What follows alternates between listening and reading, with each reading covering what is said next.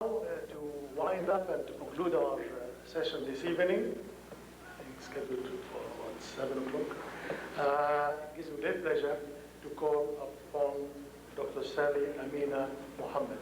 This morning we heard Dr. SaLee Amina Mohammed give a very pithy and moving talk addressed primarily to non-Muslims in the United States. However, Dr.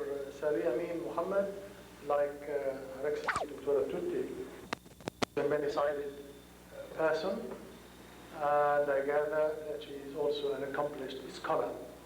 And we look forward very much indeed to her presentation on the principal theme for this session, education and Islamic ideals.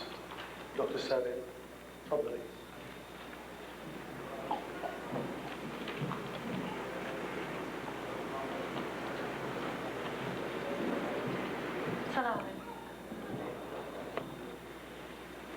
The subject is education and Islamic ideals, and that's a very broad subject, education, because it covers a lot of topics. What we traditionally think of as education has to do with certain subjects and going to a school and being taught by a teacher, and reading some books and taking some tests and getting some grades and then getting some little piece of paper that says you've accomplished something. That's all very nice. It's important to do that. It's important to educate yourselves, your families, your children, your communities, your countries. Far more important than that is to educate the world about Allah, to educate ourselves about Islam. Because without that education, no matter how many degrees you have, they're pretty worthless. Without Allah, there is no world.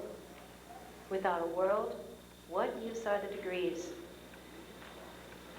You look around us, we have an awful lot of educated people, don't we? Our societies in the world have very many people with doctorate degrees, master's degrees, bachelor's degrees. We have a lot of colleges and universities. We have schools in every town. Take a look at our television. Take a look at our newspapers. Take a look at the crime rate. Take a look at the drugs. Take a look at this incredible debt the United States of America has. We can't even figure out how to pay the interest on it, no less the debt. How did we get into that shape? Certainly it wasn't a lack of knowledge, it wasn't a lack of education. We have very highly educated people. Something obviously was missing. They had missed the most important thing of all. And that's why in this conference, we're not just looking at education. We're looking at education from an Islamic viewpoint. What do Islamic ideals have to do with society, with our children growing up into responsible people that can grow up into good citizens, that contribute to the economy, that contribute to their families, that contribute to their communities, that become fine, upstanding citizens, instead of gangsters and drug addicts and prostitutes and morons? What's a real moron? That's a true abominable idiot. And what is the worst idiocy of all?